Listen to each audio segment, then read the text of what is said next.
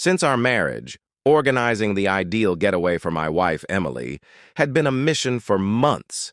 I had fantasized about a lavish vacation at a romantic, secluded location. I wanted to be the husband who could take her somewhere that would make all her friends envious, make her fantasies come true.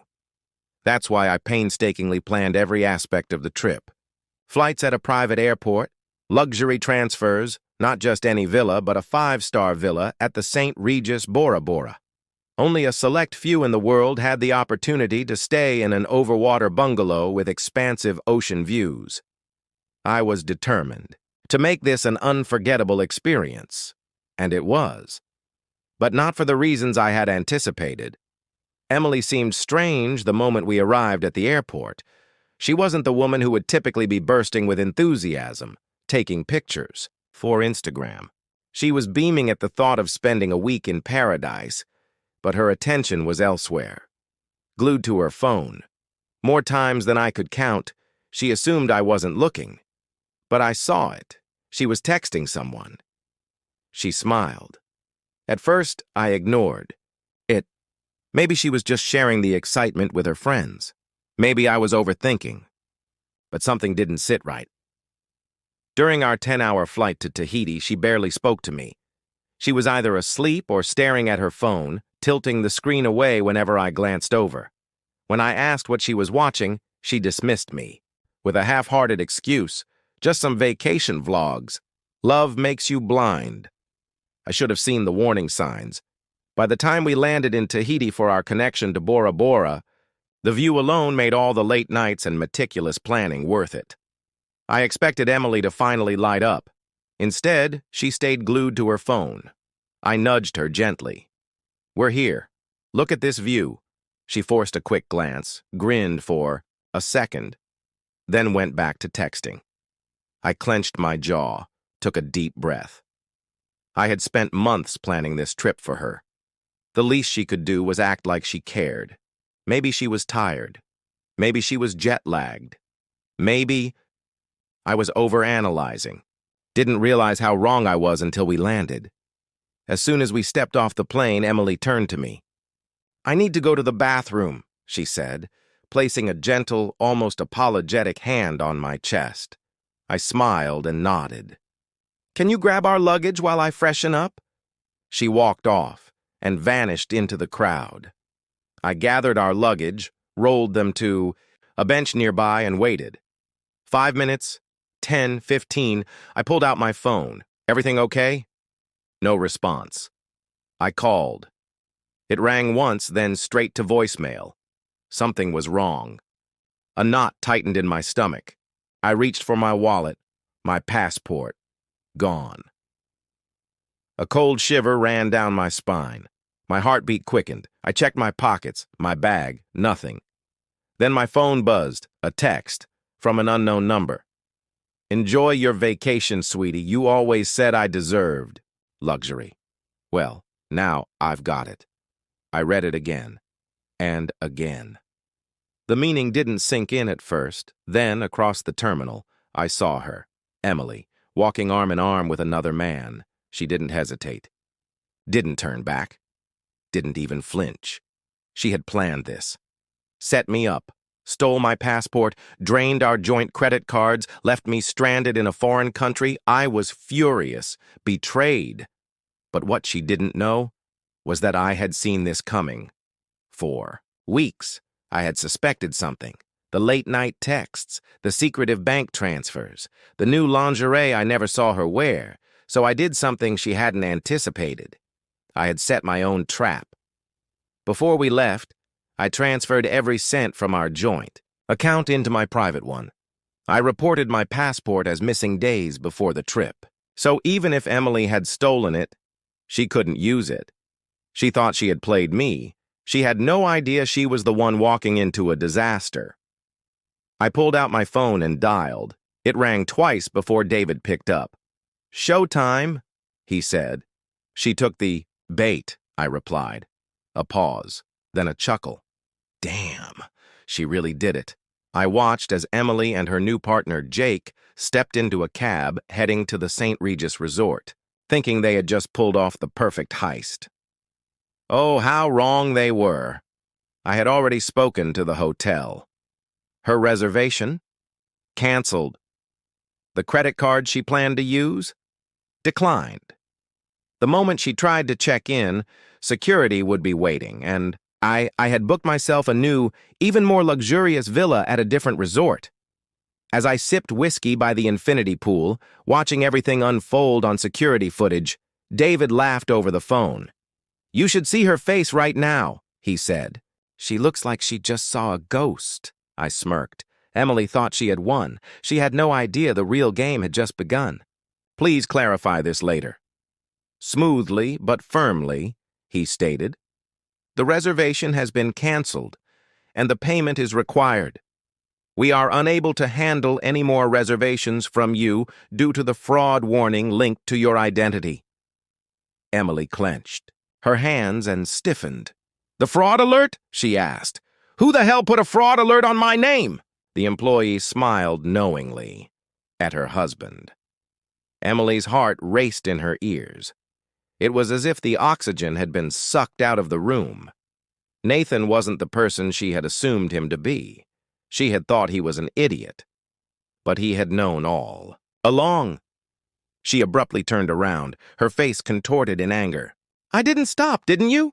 she screamed, eyes locked onto the doors she had just walked through. I turned away. Her problems were no longer mine. I pulled out my phone, dialed David. He answered after the first ring, chuckling. I smirked as I viewed the terrible footage. "You haven't seen anything yet?" David laughed when he realized. "You set her up?" "Yes." I leaned over the railing, watching the waves crash beneath the boardwalk. "And now that she's screwed?" David let out a low whistle. "So, we should just let her suffer?" I rolled my eyes, taking a deep breath. "She has no reservations, no money, and no way to contact me. She can't book a new room anywhere on this island because of the fraud notice." David chuckled. "Damn, you're cold." I grinned. "Effective?" David hummed in agreement. "All right, so I turned to see where you were." Far from the catastrophe that was Emily, I turned toward the horizon, where my private villa sat on the other side of the island. I'm right where I should be. Emily thought she had abandoned me.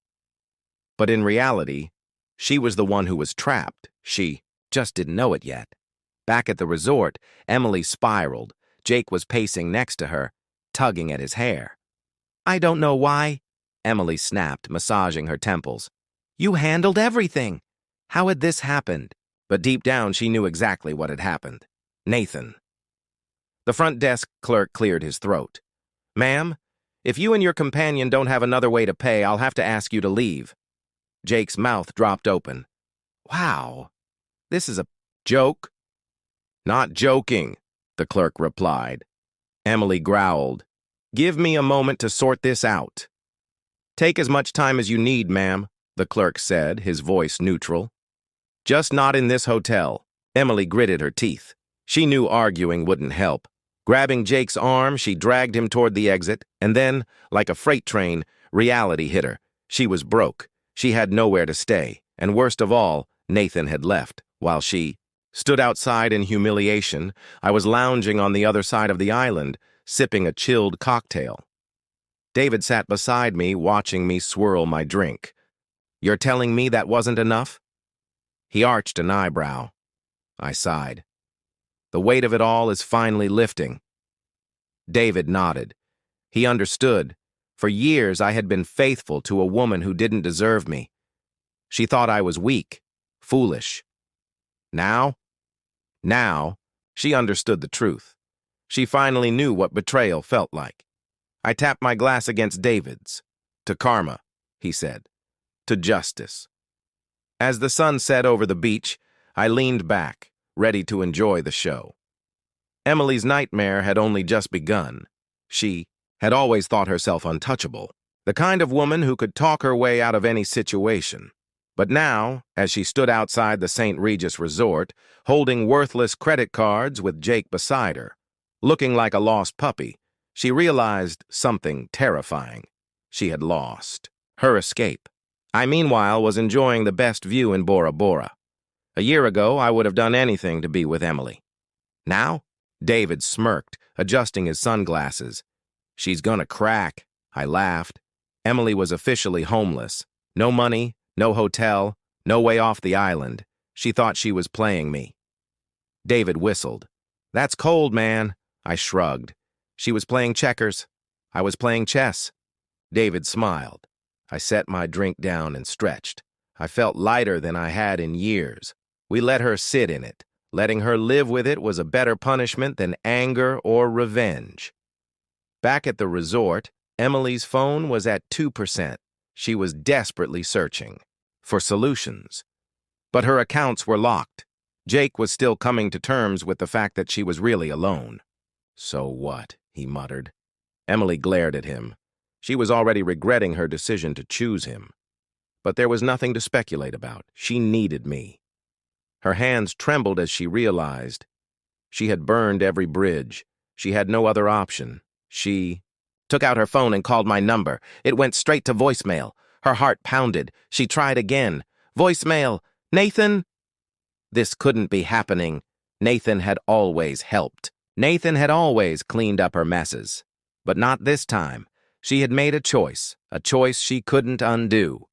David glanced at me as my phone lit up with her calls. Smirking, he asked, "Still trying?" "Oh, yeah." I let the phone ring. Then I silenced it. David laughed. "Damn, dude, you're different." I smiled. And it feels fantastic. The hours passed. Night fell over Bora Bora. Jake sat on their luggage. Tired, frustrated, Emily scowled. "I can't believe this." This was supposed to be our getaway.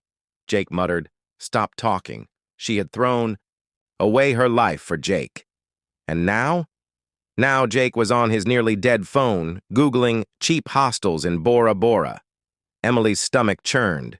She had traded stability for foolishness, luxury for loss. Nathan, for nothing. Nathan should be here. Nathan should be taking care of her.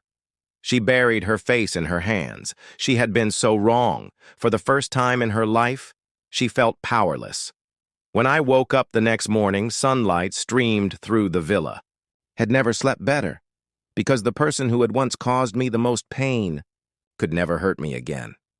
I checked my phone. Another message. Emily. "Nathan, please, just talk to me." I didn't reply. David tossed me a fresh cup of coffee. "She's not your problem anymore." I smiled, taking a sip. Exactly. As I stepped onto my balcony, breathing in the ocean air, I felt the last of my burdens lift. Justice had been served. And the best part? The sun was shining. She hastily nodded. "Yes, I thought Jake—" I interrupted her, laughing. "Jake?" Smirking. "You mean the loser who just left you 5 minutes ago?" She took a tentative step toward me, but I retreated. She froze. So I let out a quiet breath, allowing the moment to settle. "You wanted a new life, Emily," I said in a menacing voice, watching her fall apart. "I'm done. So congrats, you've got one." Her breathing hitched, but I kept my tone strong.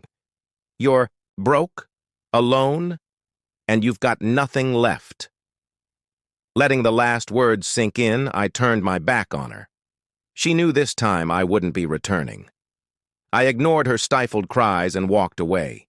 She wanted me to believe I had given her everything and that she had simply thrown it all away. She had to deal with it. That was the best form of retaliation. As soon as I abandoned Emily, I knew she wouldn't let me go so easily. And I was right. She followed me frantically, her footsteps quick and desperate. "Nathan, please!" she called, her voice cracking as her heels clicked against the stone sidewalk of the resort entrance. I kept walking. There was nothing left to say. She had already made her bed. She could lie in it alone. But of course, Emily wasn't the kind to accept failure. She caught up, grabbed my arm, and I came to a complete stop. Her hands trembled as I slowly turned my head, throwing her a glare so icy it could have frozen the whole damn island.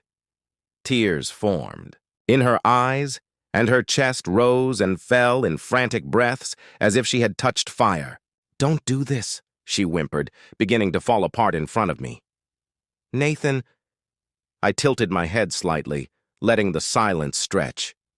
"Do what?" She swallowed hard. "Don't abandon me like this." I let out a bitter laugh, sharp as a blade. "You mean the way you left me?" She flinched. I studied her for a moment, then sighed, shaking my head. "Maybe I made a mistake," she said quickly. "But no, Emily. You made a really big one." Her lips parted, her body shivering. "You planned this for months," I continued, my voice dangerously calm. "You booked your little getaway, drained our accounts, and walked away from our marriage like—" It was nothing. She winced, as if my words physically hurt. "But now that things aren't going your way, you suddenly want to talk about it?" "Yes, Nathan. I was foolish. I believed I wanted something else." I arched an eyebrow. "You were wrong?" She nodded frantically. "Yes! I thought Jake—" I cut her off with a sharp laugh. "Jake? You mean the loser who didn't even spend an entire day with you?" Her face crumbled. I shook my head. Slumping her shoulders, she looked at the ground, realizing for the first time how truly empty she was. "Nathan, please," she whispered. I sighed, dramatically, stroking my chin as though I were deep in thought. "Damn, that's crazy. If only someone had warned you." She wiped at her cheeks, her quiet sobs filling the space between us. "I love you, Nathan." For a moment I just stared at her, absolutely still. Then I leaned in slightly and spoke in a deadly calm voice. "If you had loved me, you never would have done this." A tear slid down her cheek. The old me, the one who wanted to fix things, who wanted to believe, might have given in, but that man was gone. Emily nodded rapidly. "You want forgiveness?" I said. "Yes, please," she begged. I grinned, a deep, satisfied, cruel smile. Then I turned my back on her. Emily stood there watching me go. "Nathan, this wasn't supposed to happen," she whispered to herself, her heart pounding in her chest. "I was supposed to forgive her, take her back, make things right. But I was gone, and this time, she had lost me for good." The realization hit her, hard, stealing her breath, making her knees buckle. She had destroyed the only good thing in her life, and there was no way to fix it. Meanwhile, I climbed into a taxi. As I leaned back, inhaling slowly, I felt something I hadn't in years. Freedom. The taxi pulled away from the resort, and my phone buzzed. It was David. "No more betrayal, no more Emily," his text read. I smirked, slipping my phone into my pocket. Emily had destroyed her own life, and I was finally ready to start mine.